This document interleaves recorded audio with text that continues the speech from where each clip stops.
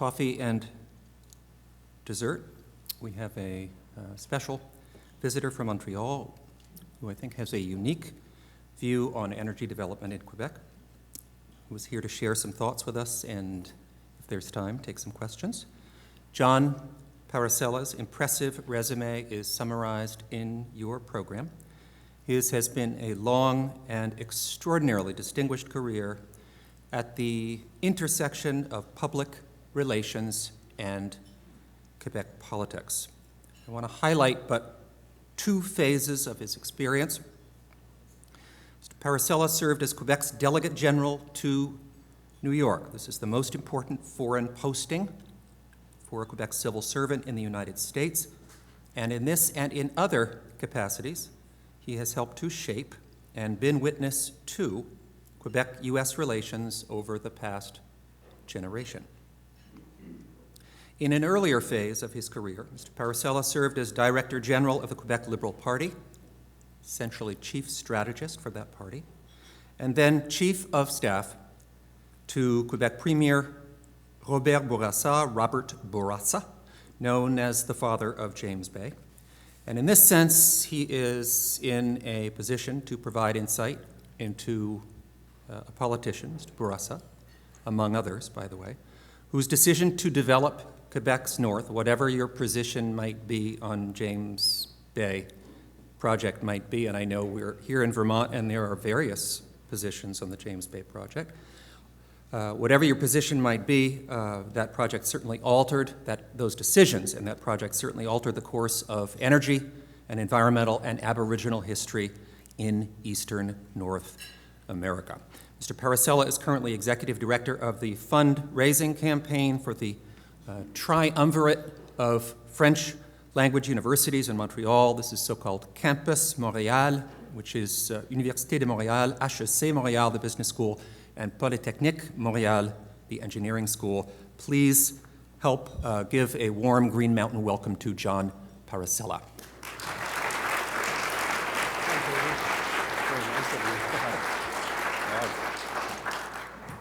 Well, thank you very much, David. I'm just make sure I don't drop anything. Thank you so much for the invitation. I'm actually quite flattered to be invited because when it comes to energy, there's so many experts in the room. To actually have the opportunity to address you over lunch, it's certainly overwhelming, and I will not pretend to be the expert on energy, even though I'll say a few words about it. Je tiens à dire bonjour à mes amis du Québec. Monsieur le ministre Pierre Arcan, qui va être à la prochaine atelier, Minister of Energy Pierre Arcan, who's a personal friend, because if it wasn't for him, I would not have been in New York City. It was his choice to be the Delegate General, and he is here going to be speaking very shortly. Some of my other friends are here, but I will just point out if Marie-Claude Francoeur is here, she's the Quebec delegate, and I don't know if she's in the room right now. She's probably not in the room, but she was she's the Quebec delegate for the New England area, so I wanted to say hi. And of course, the U.S. consul in Montreal, Nina Fife, who's with us as well. And so thank you very much for the kind invitation. I thought that, sometimes you prepare yourself and you have a prepared text. I'm not very good at a prepared text, to be honest with you, so I dropped that, and I'm even less good at PowerPoint. So I'll try to speak to you as much as I can from the heart and tell you maybe if I had to describe what I'm going to say, I would say probably friends, neighbors, partners, and common prospects and challenges. So that'll be essentially what I'll be addressing in the next few minutes. I'd like to say a few words a little bit about Quebec. I'm extremely proud to be able to speak about Quebec in the United States because a lot of times we don't get much news in the United States about Canada in general, and sometimes when we hear about Quebec, it's not always the best kind of news because if I had to do a then and a now, back then we would often talk about Quebec when there was a language issue or when there was a separatist movement that wanted to bring about a referendum, and of course the result of the referendum could either make or break Canada as we knew it. And that was basically the Quebec that I was raised in, and that was the Quebec that I actually was very much involved with when I served as Chief of Staff to Robert Bourassa. I've been involved, we've had 3 referenda since 1980 in Canada, in Quebec.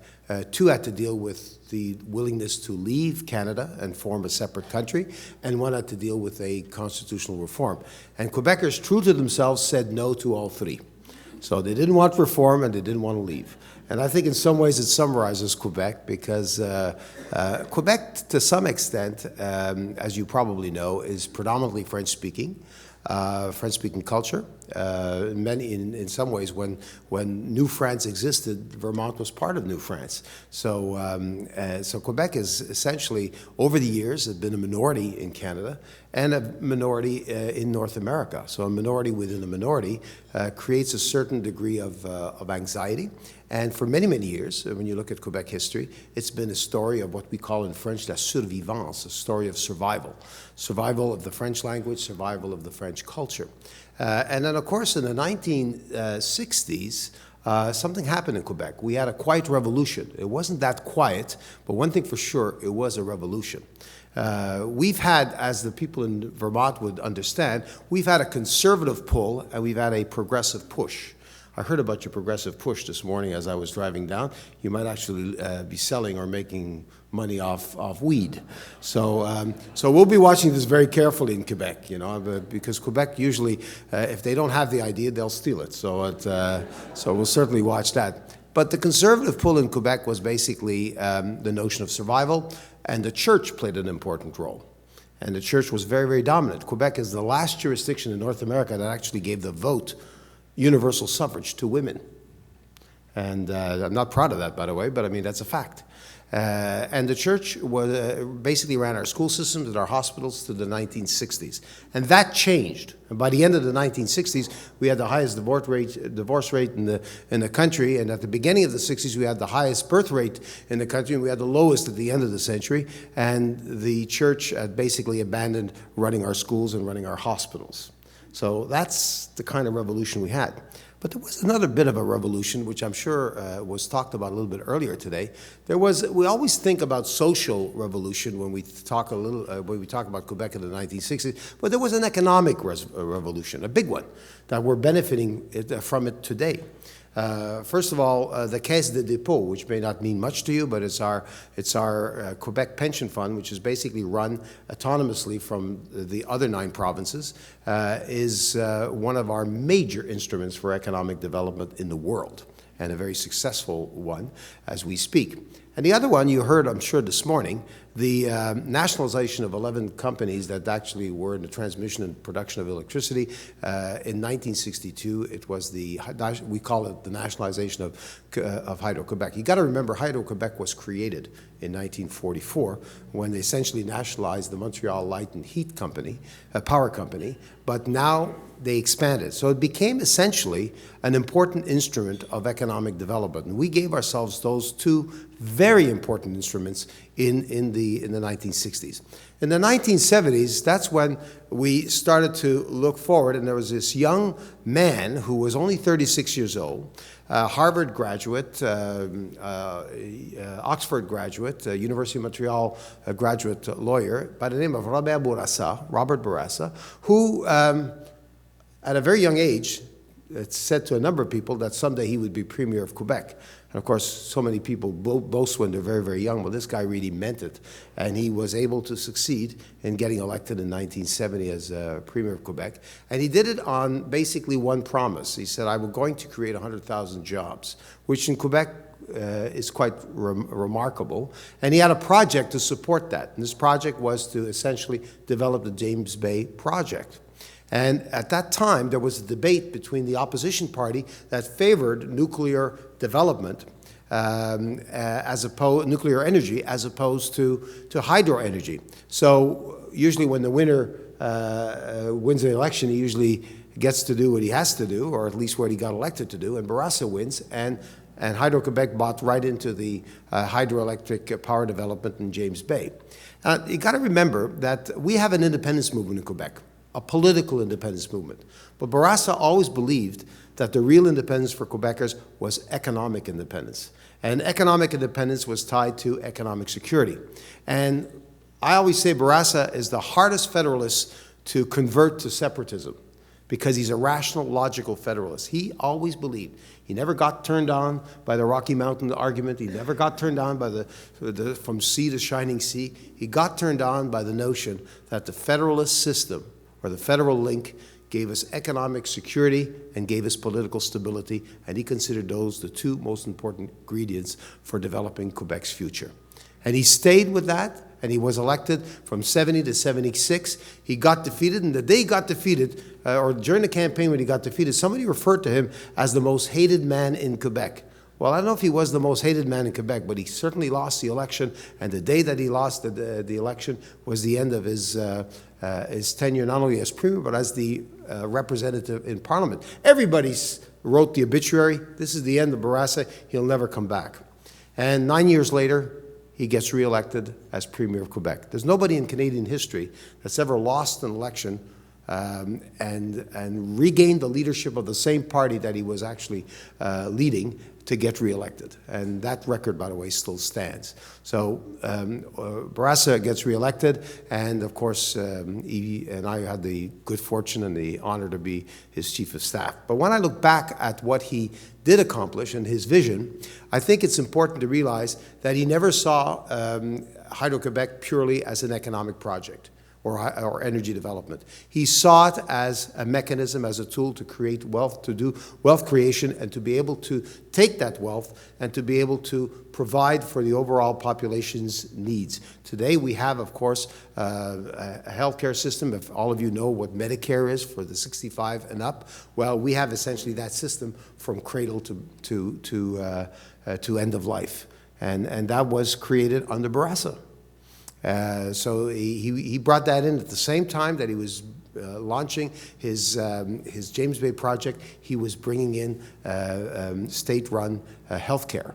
And we can have our debates about the nature of it, but bottom line, I don't think too many Quebecers would ever give it up.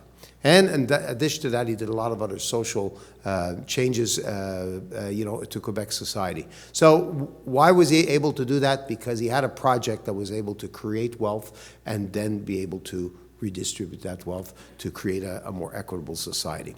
So the Quebec of those years was a Quebec that also talked about language, it talked about the Constitution, and it was a Quebec that was quite exciting because we were able to have debates on the future without literally taking weapons in our hands and killing each other in the process. We were able to do it by the strength of the ballot and not by the use of the bullet. And I think that was quite an achievement. That's why I'm so proud to talk about Quebec's past. Even on language issues, we were able to do things to protect the French language, to be able to make sure that it gets promoted and that new people coming into Quebec would want to go to French schools and learn French and be able to speak the language of the majority of the people within Quebec, but at the same time respecting English-speaking rights, respecting English-speaking institutions. We were able to do that. It took us about 20 years to get it right.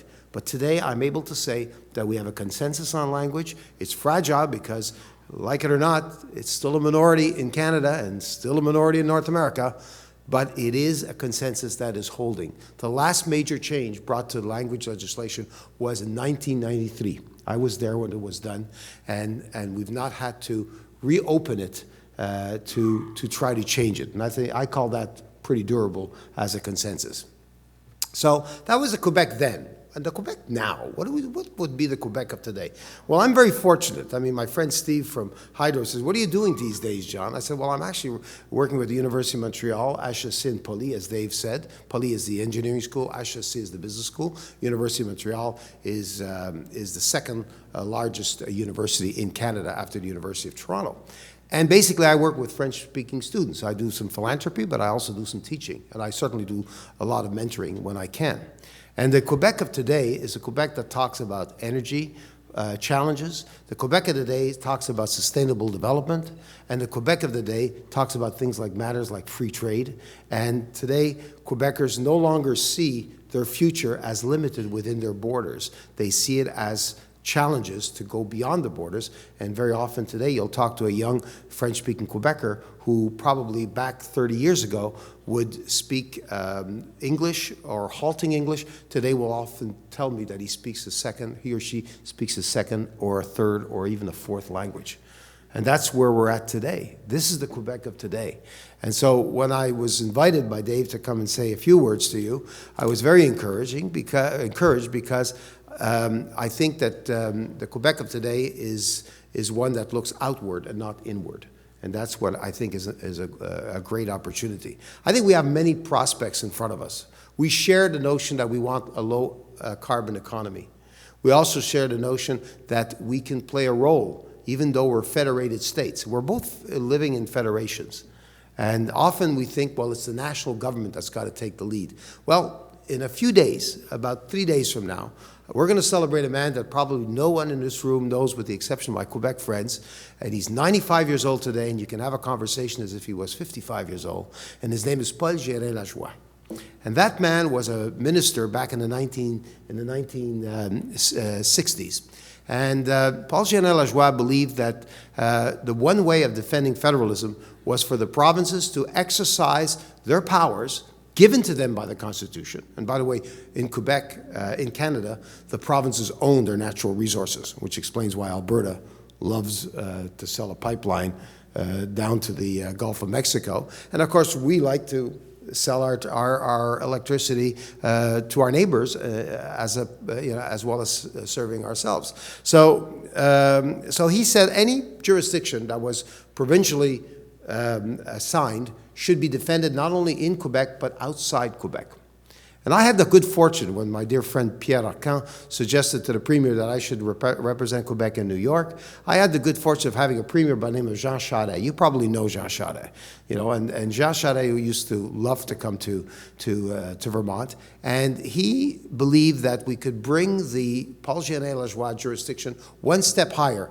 He said all the powers that we share with the federal government, whether it's the environment, whether it's the economy, whether it is immigration, or whether it's, as I mentioned, the economy, we should have the right to play a role internationally. And since Quebec has a role with the international francophonie, which is all the French-speaking nations of the world have a commonwealth, just like the British have, and Quebec is part of that. So is Canada. And we have the status of a nation state while we sit at that forum. So basically, Mr. Charest says, well, look, that's fine. I'm okay in the French world. What about the American world? What about anywhere else in the world?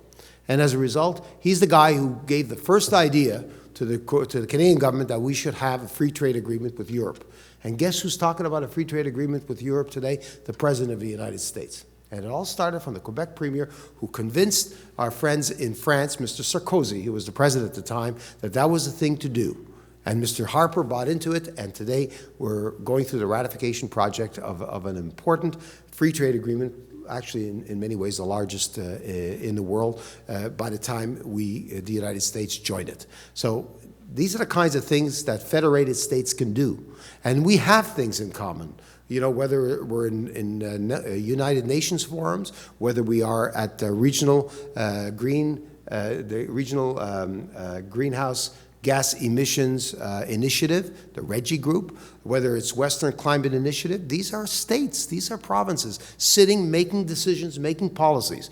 We can do that. We can share that with Vermont, and we are allies and partners because we share similar values.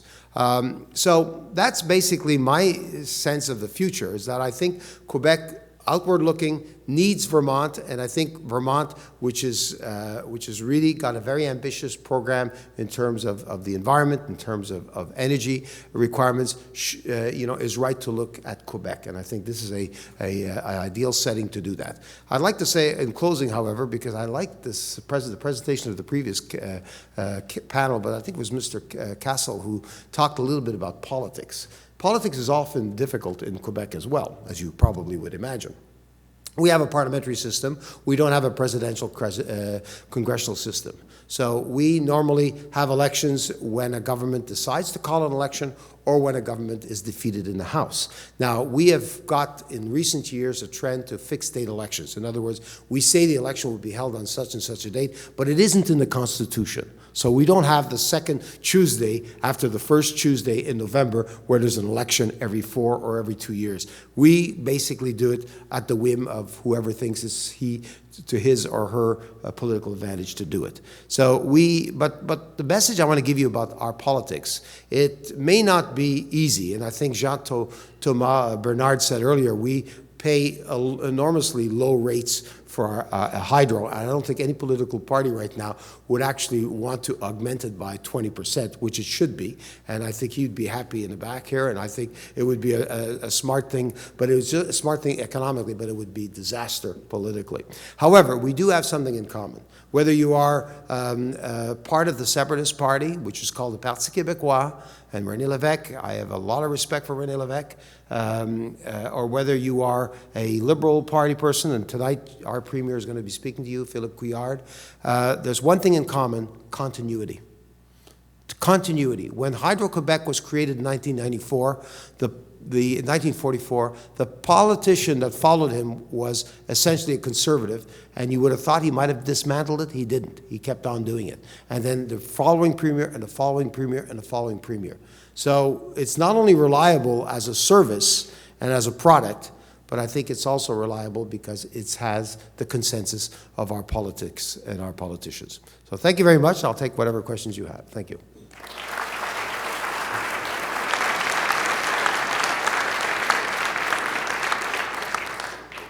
Any questions? No questions from my Parti Québécois friends in the room, or just joking? Tom, yes.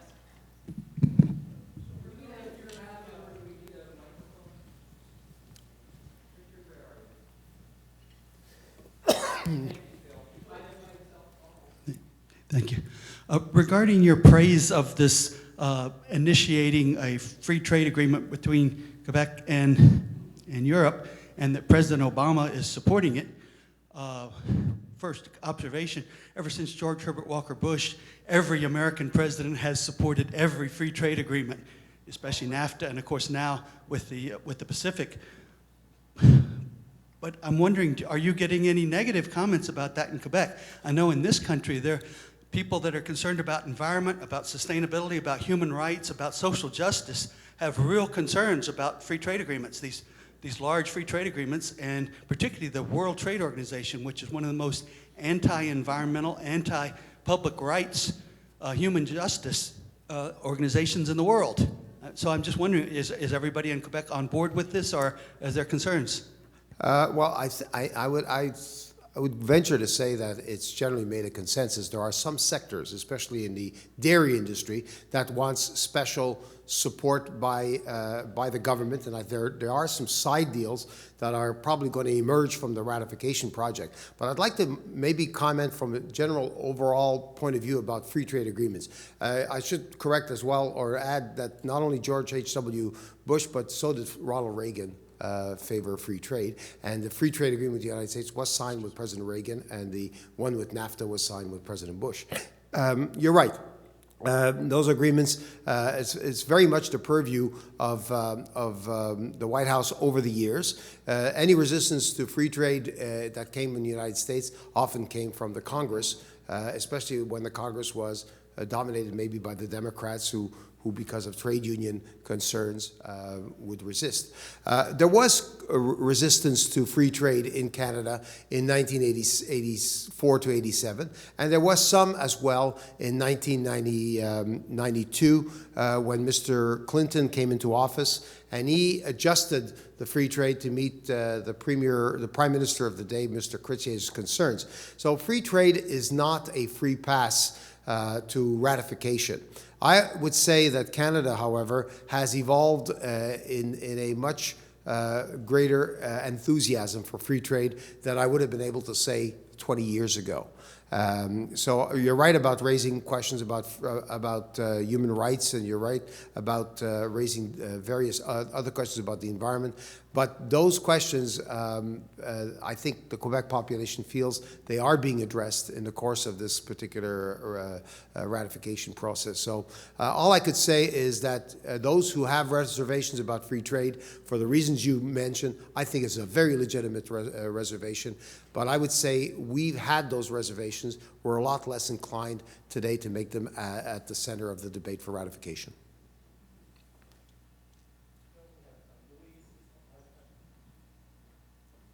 Thank you. I'm Louise McCarran, and the question I have for you, I think you have maybe answered it.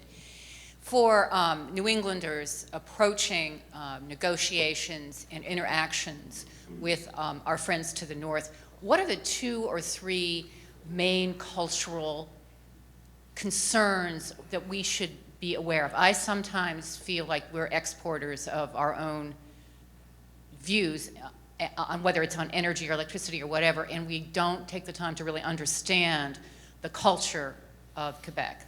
And I think you've touched on it, but that's my question.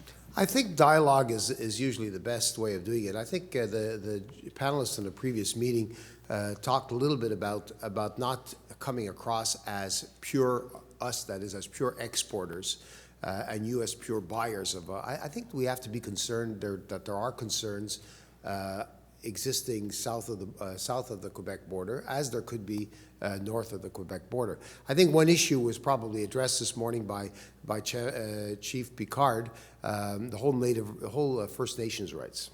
There's one thing that we're so proud of with terms of James Bay, and I was cutting a little bit my address a few minutes ago to be within the time constraints, is that there was a James Bay Agreement. Now, it didn't happen easily. It didn't happen without resistance, and it certainly didn't happen without court interventions. But the fact that there was all of that, and there was negotiations, and the man who was leading the negotiations on the side of the Cree, who has since passed away, Billy Diamond, Chief Billy Diamond, who I had the honor of meeting about 20 years ago, passed away while I was in New York in 2010, referred to the James Bay Agreement as this Charter of Rights. And I think that that's one of the important aspects when we look back on hydro. It's not just economics, it's social, and I should add, it's also a model for First Nations partnerships. And in 2002, under a different government from a different political family than the one I come from, they signed a deal, the Peace of the Braves, la Paix des Braves as they called, allowing for even greater development. And of course, in return, there's financial compensation, there's land allotment, and there is also greater autonomy in the internal management of those communities. And I think it's a win-win situation. So my sense is that there was a time where you could literally look at north of Quebec and say, are these guys developing hydro with respect to the environment? Are they developing hydro with respect to the First Nations? And I think you could now say check, check. And I'm sure Pierre might have to add more when he's in his panel a little bit later. But I think we've come a long way. And I'm kind of proud of that because we're so much richer by recognizing our diversity and by celebrating our diversity, not resisting it and certainly not excluding it in our and you know, when it comes down to it, if the only big difference between us is that we collectively speak French and you collectively speak English, it's not a really big difference. We can communicate.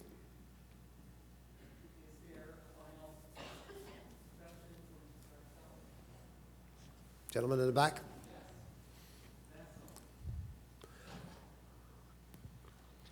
Vincent Dufresne of Carleton University. Bonjour, Vincent. Bonjour. Carleton.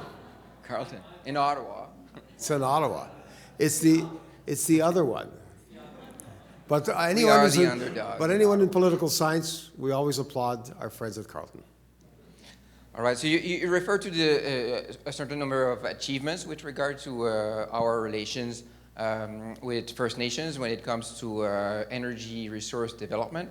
What are some lessons learned and what is the way forward in this regard? in order to co-manage that resource together with Aboriginal people. Well, I touched a bit about it, Vincent, a few minutes ago, and I'll repeat it because it's important to say it. And I must tell you from a first-hand example, I learned something as well in the last about 6 years ago. I'll give you the example in a few minutes. I think it all comes down to dialogue, understanding each other, having respect for each other. And I think the James Bay Agreement, which is a quasi-constitutional agreement, I don't think you can arbitrarily end it and arbitrarily modify it, either side. So I think that's got a quasi-constitutional bearing in Canada. I was involved during the Oka crisis, when the Mohawk community of Ganasataki and Ganawagi literally closed roads that stopped the circulation for about 78 days. And I was working with the Premier then, and of course the Canadian Army was brought in, but we had an objective. And the objective was we would have a peaceful settlement. We would not use force to break it up. Now, we know that at the beginning of the crisis, there was an assault made by the provincial police without the authority of the government that led to the death of one particular officer. We made sure that there would not be any of that. And when the Army came in, the Army was there simply to calm the people at the barricades, because there was danger that there could be armed conflict. And it took 78 days, a drop of 18 points in the polls for the government, but we did come out with a peaceful settlement. Flash forward about, there was when did I go to New York? You sent me in 2009. Yeah, flash forward to 2008. So now we're about 18 years later. And we want to build an auto route expansion called Auto Route 30, and it was going right around the Ganawagi reservation. So what really touched me was that the Grand Chief asked for me to be the negotiator for the Quebec government. And I think it all comes down to dialogue and respect. And had somebody pulled the trigger and killed people to liberate the bridge, the so-called Mercier Bridge in Quebec and Montreal, there's no way we could have had that discussion. And so I think it all comes down to knowing about each other, taking the time. I would certainly hope that that negotiators are well briefed about not only the personalities they'll negotiate with, but the culture and the history that are behind the issues that are raised. So I think that's the best way. We talk about diplomacy in the world. Well, what's wrong with doing diplomacy at home? And I think with the First Nations, Quebec recognized the First Nations as nations within the Quebec nation, and as a result, we should sit down with them and treat them with that kind of respect and work out an agreement. And when the agreements are worked out, I can assure you they are durable, and as a result, they can be a win-win situation for economic and social development, and with respect for the environment.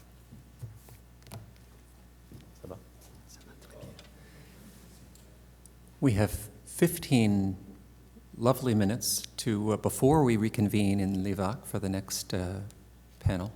But please let's give a very warm round of applause and thanks to John Parisella. Thank you very much.